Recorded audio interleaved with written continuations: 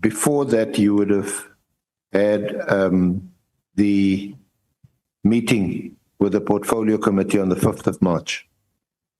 Yeah? Yes. And you were in that meeting, Kwanazi, and all the senior management, they were in a meeting, your deputy ministers. The transcript of that meeting is in bundle 4 at pages 22 to 162.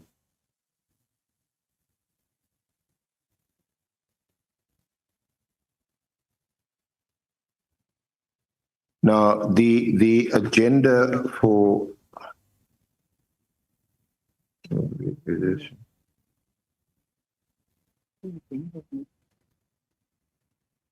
the agenda is not on the transcript, but what was required by the chair of the police portfolio committee, who's part of the ad hoc committee here today, was a report on the political killings task team, an update. So it's clear that as far as the portfolio committee was concerned, there is such a committee, and they want to know what's happening with the committee, what are they doing, and they also wanted to know what the plans are going forward. And as you will recall, that presentation was made by Lieutenant General Khumalo. Did it's not apparent from the meeting, from the transcript of the meeting, that the directive of 31 December was referred to or debated in that meeting at all. Would that be correct? That's not correct. It's not correct. It was referred to by General Khumalo, if I'm not mistaken, somewhere when it started or during the presentation. Yeah, but there wasn't any debate or questioning from the portfolio committee members about the directive. I think there were some comments that were made down the line when members of the portfolio committee started talking. Yeah. So, Khumalo, can you just get the start of the transcript where Khumalo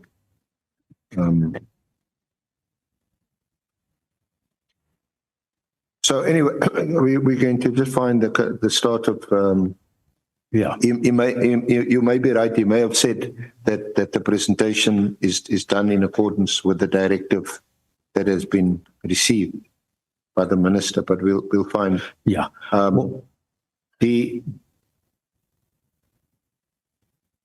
The point, though, is that the directive itself and your authority or power to issue such a directive was not debated or discussed. So was not debated and discussed where? In the portfolio committee meeting. So yeah, this is what he says, and it's at page 68 of the transcript. 44 of the transcript, but 68 of the bundle 4. So he says, is this Khumalo or the minister?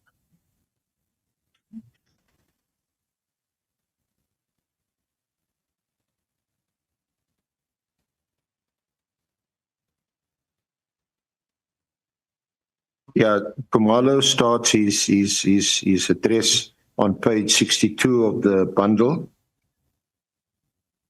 Then where he says, the Divisional Commissioner Crime Intelligence, thank you, Honourable Chair. Moving on next part of this briefing on the political killings task team, looking at status and successes so far. Then our first stop will be a brief look at the threat and risk assessment of the threat is continuously done. And then to where I wanted to be at page 68 of the bundle, 44 of the transcript, the second paragraph. He says, lastly, Honourable Chair, I will touch on the current status of the team. The Minister of Police had issued a directive to the National Commissioner regarding the disestablishment of the National Political Killings Task Team. There were various meetings that has been held, and a detailed progress report has been submitted of the office of the Minister. It should be to the office of the Minister. The disestablishment or disbandment will take the form of a transition from the National Political Killings Task Team to the component serious and violent crimes, specifically murder and robbery unit within the Detective Division and Forensic Services. This transition will ensure continuity of these cases, especially those that are under investigation and those that are still at various courts. So, a few things that we can hopefully agree on and get through this quick. Firstly, he proceeds on the assumption that this directive has been received and will now be implemented in whatever form it's going to be implemented. And in fact, he says the disestablishment, disbandment will take the form of a transition from National Political Killings Task Team to component serious and violent crimes. That seems to accord with your explanation and your understanding that you had given earlier when you discussed the various components and said that this task team has been integrated into the component serious and violent crimes on the organogram. It specifically says murder and robbery unit. So we agree on that. We also agree that the directive itself, there doesn't appear to be an indication. Maybe when his turn comes, Honourable Member Cameron will ask you about this, but it doesn't seem to have been a discussion on the directive itself. Would that be fair to say that? You weren't questioned about the directive by any of the members of the portfolio committee. So the point about raising this is that there was a presentation by Khumalo. He talks about the disestablishment, but the disestablishment will take the form of a transition. And the significant thing about this meeting, the National Commission is in the meeting. Mchunu is in the meeting, although it's an online meeting, but they registered as present in the meeting. And although there are comments made,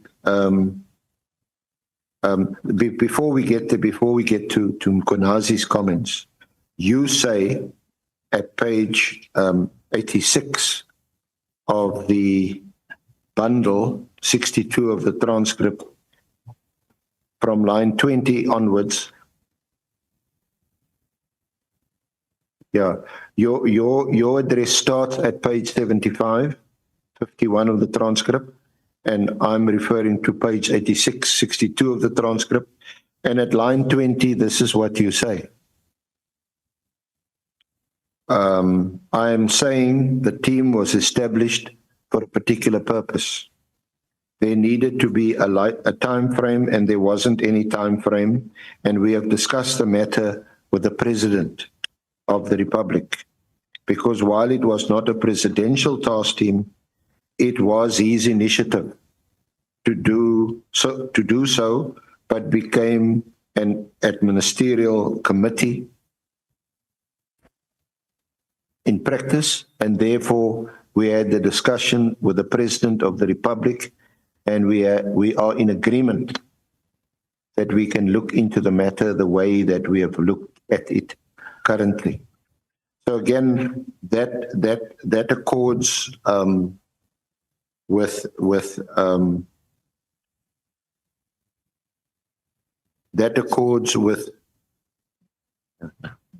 That accords with your explanation earlier, the way you saw the matter. And again, I can't recall that understanding of yours being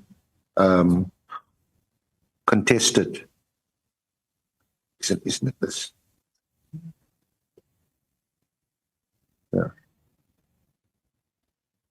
So can we at least agree on that? So fine. You're nodding yes. Yeah, okay. fine. Yeah. So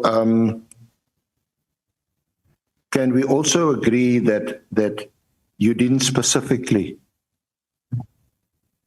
and to be fair to you, it didn't seem to me required. I'm just thinking about it actually right now, not making this up, but what informed your decision? What informed the directive? You weren't asked about it.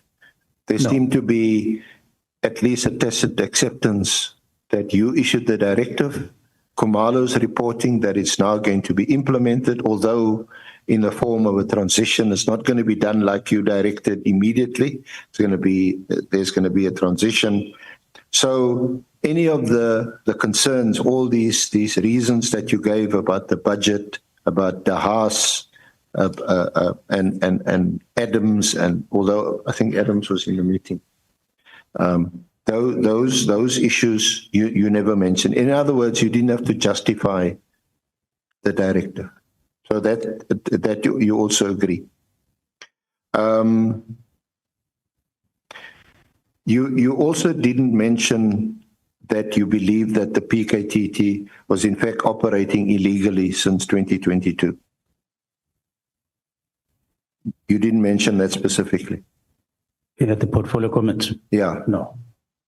Again, to be fair to you, it seems that it wasn't necessary for you to do that because you've now given a directive, it must be disbanded. And although the key differences between you and Masemola and Khumalo was that you may have wanted it immediately, but you explained earlier, I think yesterday, what your understanding of this word immediately meant. It didn't mean it must be right now. I must explain at this stage that the portfolio committee is not chaired by me. It's chaired by its chair. Yeah. And it's a meeting of the portfolio committee. It has got members. As minister, you get invited on specific matters, and you present on those specific matters. But because you are recording that I didn't do this, I didn't do that, I do want to, maybe at some point, maybe at this point, Chair, to request the evidence leader just to point me at where exactly does this come from as a provision that when minister wants to take a particular decision, you must consult maybe certain people or whatever. Is there any provision? Because it sounds like I've got to produce a provision where it says so, which then I breached. That's why I asked earlier on, did I breach in the constitution and so on. Now, when it comes back again, while you are asking other questions and say you didn't, it sounds like there is a provision that I omitted. Is there any provision? There is a provision if you are taking what is called administrative action. In the exercising of public power that constitutes administrative action, there is a provision in Paja which says that you're required to act procedurally fairly and you must give reasons. There's a host, your lawyers can point it out to you. If you're taking what you appeared to have taken, or what you claim you have taken executive action, then there must be a rational basis for it. In other Yes. words, you can't in the morning wake up and suck your thumb and do something. You've got to have a rational reason. Doesn't have to be the only reason. A rational reason could be a range of reasons. But Minister, with respect, I've asked you those questions.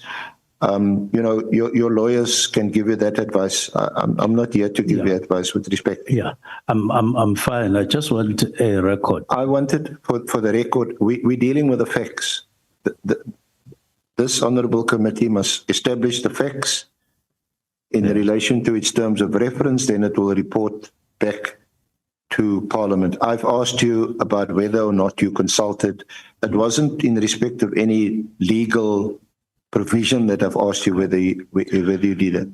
Yeah, I need to enter on record of the ad hoc committee that earlier on there are paragraphs that you led me on, and these are paragraphs 19 to 22. Now, my legal representatives say those were wrong paragraphs in the context of what you were interested in. That instead, I should have been led on paragraphs 81 and 85. I'm just recording that. I'm not wanting us to go back. But at this stage, the point is, I have on several occasions, as one honorable member there has indicated, really made an effort, a strong effort to respond to the question, but it keeps on coming up. Now, I am in a meeting of a portfolio committee chaired by the chair, and I'm led on specific matters that were reported. Now, I didn't mention a particular thing. It was not what I was expected to deal with at the portfolio committee. That's the point I was trying to indicate. Minister, can I respond to your point? You in your presentation yesterday, you addressed the constitutionality of the directive. And you referred, I didn't have to refer you to this, as legalese from paragraph 19 through to from paragraph 19 through to 30. And in fact, we also discussed the next item in your statement, the legality of the NKPTT post. So the constitutional role, you obviously advised by your lawyers, the key paragraph is paragraph 21, which you said, this is the power to determine national policy. The second power to direct the National Commissioner. The third power to direct the Civilian Secretariat. I didn't read that. I didn't say that. You said it yesterday. And obviously it's from your statement. Then I extensively referred here to paragraphs 82. I said, this is under the heading, the chronology of events leading to the directive. We discussed this. October the 24th, 13th of November 2024, 21 November 2024. Then you say there was a meeting with Masemola on the 22nd of November. We discussed this. So I don't understand why you would say that are your lawyers complaining that I am. That's how I have recorded it.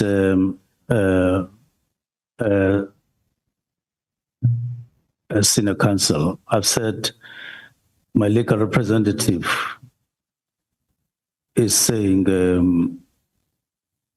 those were not the paragraphs I should have been led on. I should have been led on others.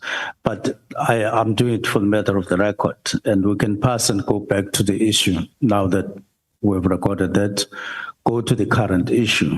Okay, let's deal with the current issue, and we will, during the break, discuss this with them. If they are dropping notes with you, they can quite easily drop a note with one of my colleagues, and I will consider them, and we will either ask for an adjournment to correct whatever we're doing wrong, or ask for an adjournment to discuss it with them. Okay, I'm happy with that. So just to come back to that just has to do with the response they forwarded, as you were referring to. Yeah, but that's fine. So the submissions you made to the portfolio committee on the 5th of March. Did you discuss this matter with the president before you appeared before the portfolio committee? Yes, I think it would have come earlier, whether it is January or February. I don't have a date, but we did. Yeah. So did you specifically discuss with the president the disestablishment of the task team? That was my purpose, to go and brief the president that there is a particular decision I've taken in regard to this, and I did so. Was it? Can you recall when that discussion took place? Was it just before the directive was issued? No, it was after the directive. After the directive was Yes, issued. it was after the directive. So the president also saw on social media or in the media that the task team has now been disestablished by you. He also just heard about it. Well, I'll have to give you evidence that he picked it up from social media. I don't know. What I know is that I sought an appointment and it was granted at a particular time, and I went to brief him. I didn't ask whether he had seen it or not. So you didn't inform the president before you issued the directive. You only spoke to him after you issued the directive. I've already said so. Okay. It's in the council. So thank you. So when or how soon after the directive of 31 December did you tell the president? Pardon? When after the 31st of December 2024 did you tell the president about the display? I've already indicated that it must have been January, February. I don't have the exact date. I will check. Okay. What did you tell him? Did you give him any reasons why you are directing that the task team be disestablished? Well, or did you just tell him, by the way? It was a short briefing with the president. It was a briefing. It wasn't a discussion to say, I at some point took this decision last year in December. And all I remember is that I did say there are matters that I have developed a very serious concern about. And I said to him, these matters, among others, have led me to disband the political clearance task team, and that possibly at some point, if I didn't do this, there may have been a call for a commission on those matters. So I decided that I would preempt any need or for such a call at some point, and I did this, and that was one of the things that I mentioned during the short briefing. So you said it was a short briefing. Yes. The president would have many appointments, and you never get the whole day. It was a short briefing. I suppose, except of matters of national importance, you could schedule a longer meeting with the president. I could have made it longer. No, you could schedule, or your chief of staff could schedule a longer meeting with the president on matters of national importance. I should do so, or I should have. I'm asking whether it's not perhaps more appropriate arrange a fixed meeting with the president to have a longer time to discuss. I do that from time to time when it is necessary. Well, so that's why, can we ask, I mean, was this meeting 10 minutes, 15 minutes, 5 minutes, half an hour? How long was this meeting? I really didn't calculate the time. I got a slot and I used it for the purpose for which I had asked the slot for, but I didn't count the minutes. And you didn't provide him with reasons X, Y, and Z why you are disestablishing the team. You didn't furnish him with any reports or anything like that. No, it wasn't going to include a discussion. It was just a briefing. I asked for a slot to give him a briefing, and I did so. So it was really just to communicate to the president that this is what you have done, and the president heard what you did. As I've said, I included briefly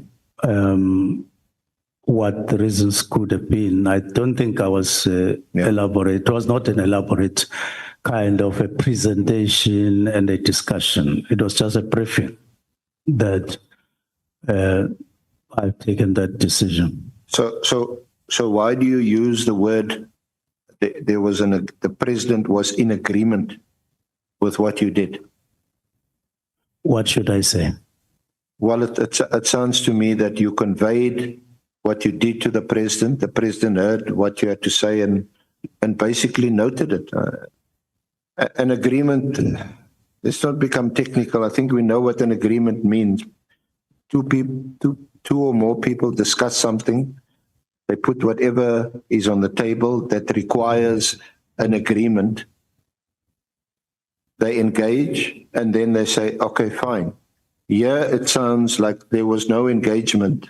You informed the president of your decision. I briefed the president. Yes, you briefed the same thing. You briefed the president. Mm-hmm.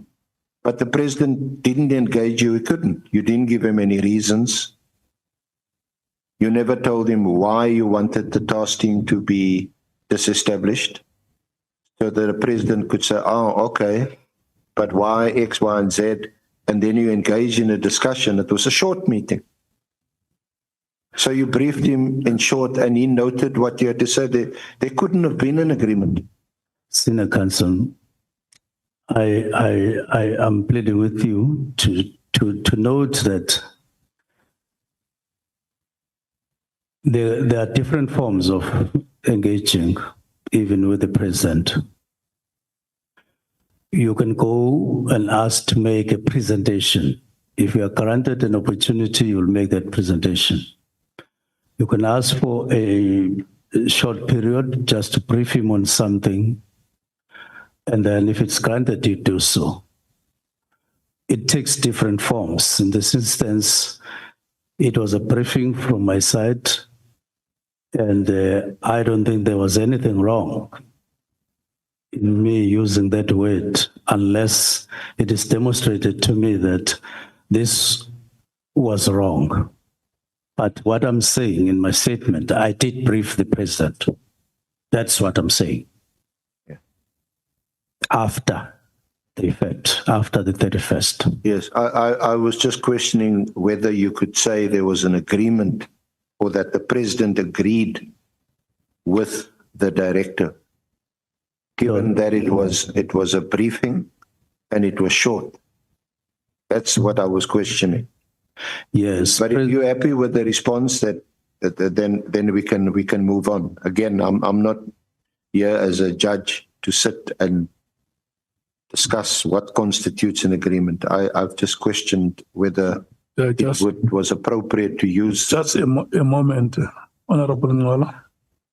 Chancellor, thanks, just a second. I think it is important for us to explain to the witness why the evidence leader is emphasizing agreement.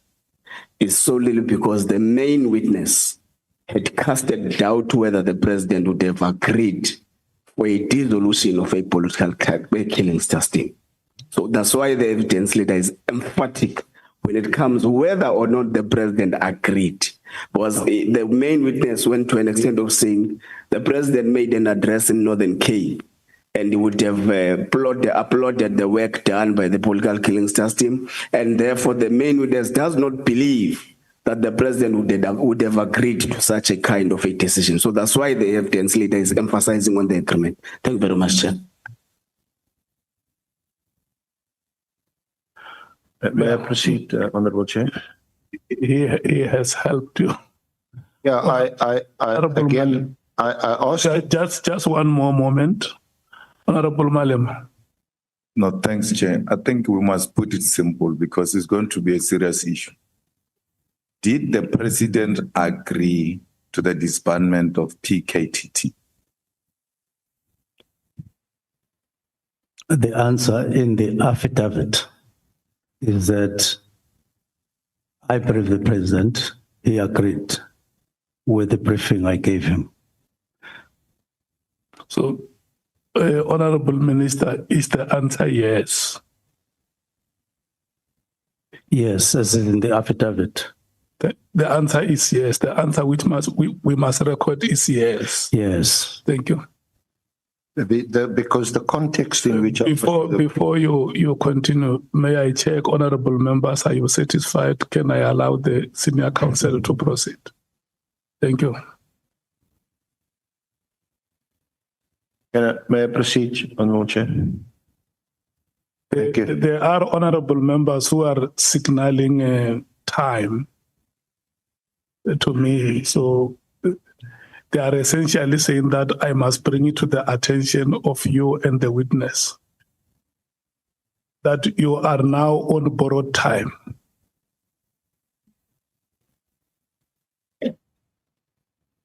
And I must indicate there were two questions, Chair. The first question was on General Masimula, and the second question was the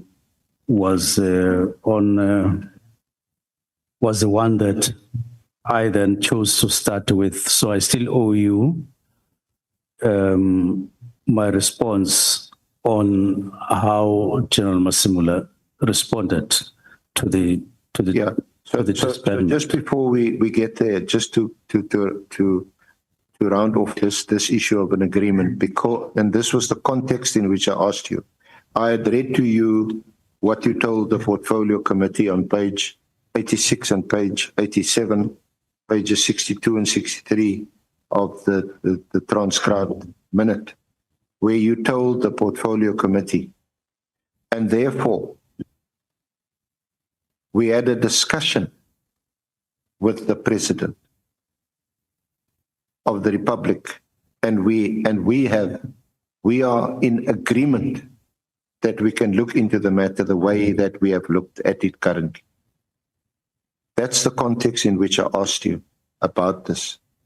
But perhaps the honorable members can draw their own conclusions or can ask you questions about it. My job is to put these facts before the honorable committee. And that's what I've read to you, and that's the context in which I asked you. So you say this briefing discussion with the president was in January? Yes, it was in January or February. I need to check the exact date. Yeah. And before the March meeting, were you aware that General Masemola also had a discussion with the president? No, I wasn't. Okay. Now, in the same meeting, we also know that General Nkwanazi,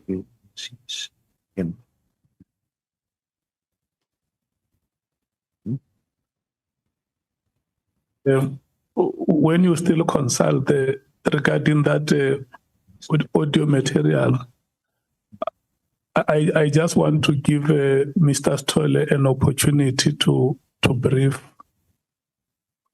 us, because apparently they are struggling to find that part, Honorable Minister. Mr. Stolle, may you please take us through on what you find?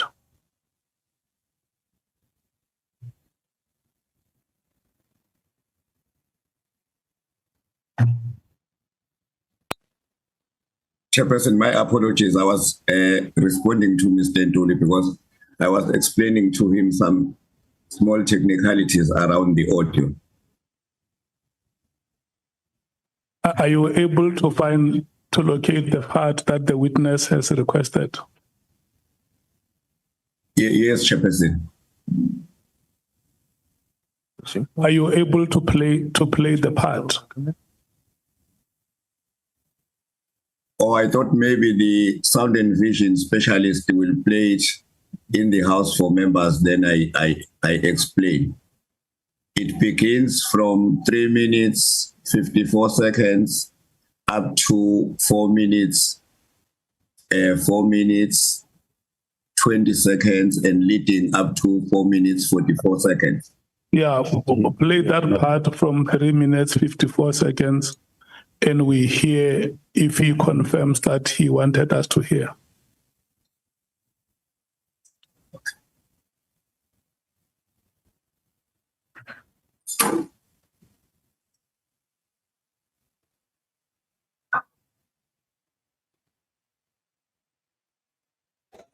Fanele ngabe ubhalile la ukuthi akayiyeke lento mengabe clean. He should have written it down herein. If you said he should stop this thing if he is clean. And if he never took anything from anybody.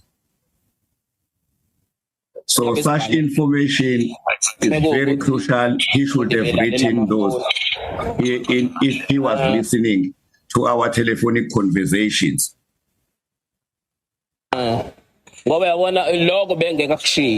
Because he was not going to deliberately omit that, because it is in line with what he has alleged. Around all the issues he has raised.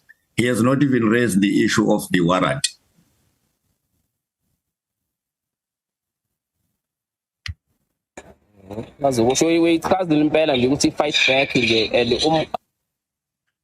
You have correctly explained it, that all this is about a fight back.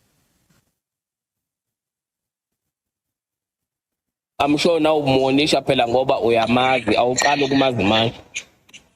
Ukuthi kuzoba ne fight back lama uzazi. And you want him because you know him. You did not know him just now. You have known him for a long time. And fight backs are always there. Because that's what they can do. Because if you tamper with the police, yet you are not clean, police will go after you. I will stop there, Chairperson. Okay, thank you so much. Honorable Minister, is this the part that you wanted us to hear? It doesn't seem that it is a part, it's another conversation, but it may be that conversation, that part of the conversation between the two was not the one when he had started recording, but he did, we did talk with Chief of Staff, but I'm fine at this stage. What we should do now, we were stepping out of this audio because it's not what you want. I'm fine. Then at your time, I'm fine. Get the evidence that you want to bring it here to us. Yeah, it may have not started when they started recording. It may have been said before they started recording, but they did discuss it. It did tell me that. And then maybe next week, Tuesday or Wednesday, time permitting, Thank you. we will look at how we deal with that. Thank you. Thank you so much. May we please go back to the senior counsel. Thank you, Honorable Chair. Honorable Minister, And I must just indicate before that there are honorable members who have requested to leave.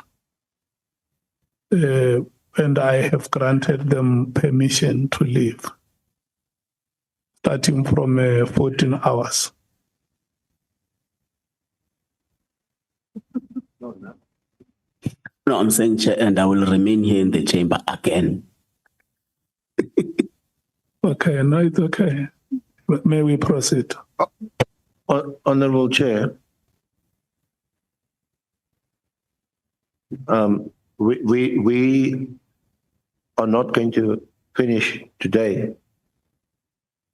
We have also, I have requested you in private conversation that we resume on Tuesday. There is space open on Wednesday. I don't think we have scheduled any witnesses for Wednesday. So in the event that you do run over on Tuesday, we can continue on Wednesday, but I've asked that we continue on Tuesday to complete our leading of the minister's evidence. We're not going to finish today at 2 o'clock or even 3 o'clock.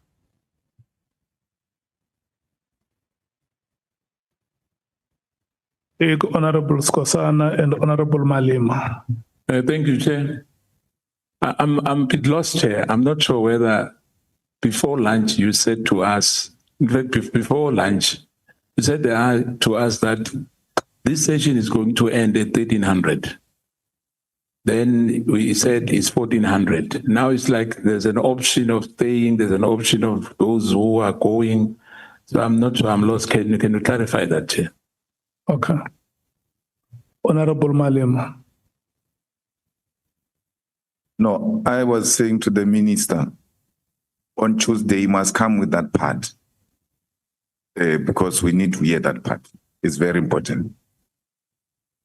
Not those things of where the minister is being threatened, that conversation, because, and the legal team must help us there, his legal team, just to cut that portion and then come and play it on Tuesday. Whether we're proceeding with the SC or it's our turn, either way, we'll need that. Yeah. No, to come back to your question, Honorable Skosana, I have given the legal team until 14 hours. So when it strikes 14 hours, my intention is to call off the proceedings. So I was bringing it to their attention that there are already honorable members who understand that at 14 hours we must finish. But I hear Honorable Ngola says, no, there is an option that we can go beyond 14 hours.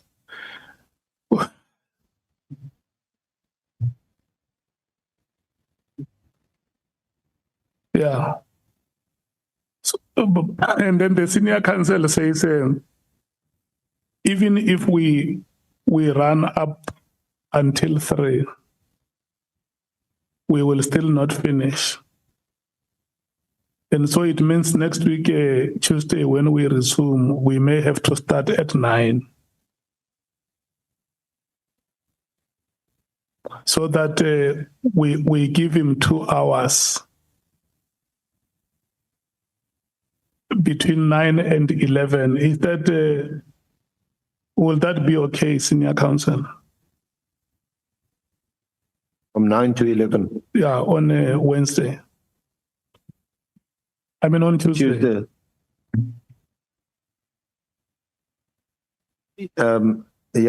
Interruptions permitting. Yeah. No, yeah.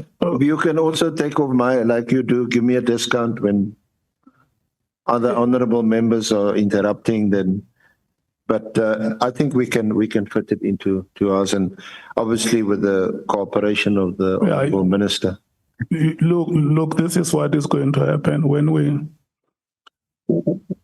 when we stop the proceedings today, yourself as the legal team and the witness, you must find each other on certain issues that must not take us time.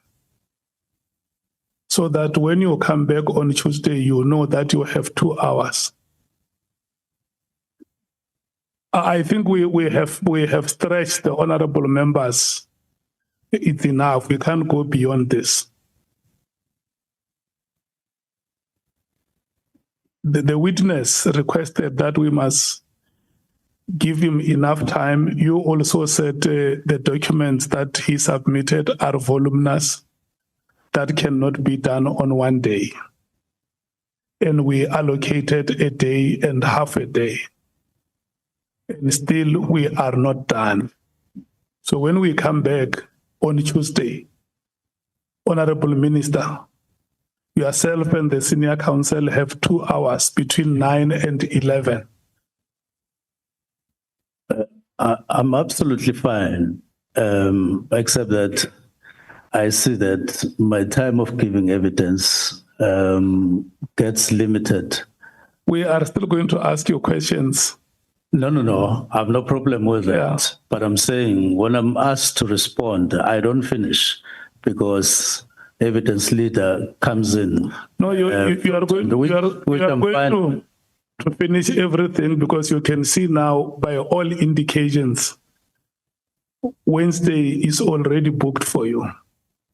So it means Tuesday, whether we finish at 12 o'clock midnight or 1 o'clock in the morning, you are here, you are answering questions. And then we take a comfort break for 6 or for 7 hours. We come back on Wednesday. And if you feel that the honorable members are impatient with you, you tell them that allow me to respond to your question. Chair, I'm at your disposal as a witness, and it is the opportunity I wanted. Yeah. That's why. Do you have any amongst you members who want to speak? After the 2 members, we call off the president. No, I was saying to the minister that wait, we are coming. The questions are coming. Proper questions are coming. Don't worry. You're going to have enough time to answer proper questions. I'm fine with that, and you will get proper answers. Honorable Skosana. Thank you, Chair. I want to thank the minister because anyway, the minister is on leave, so he has to be available. I thank you, Chair. I confirm that I'm available. Yeah, it's not that he's on leave. He has put it on record here that the decision that brought us here is his decision. Honorable members, I want to thank you, all of you, for your commitment to the work of this committee. And we should release you for the weekend. You are leaders in your communities with social responsibilities. Go and perform those responsibilities in your communities. We will come back here on Tuesday, 9 o'clock in the morning. Thank you so much.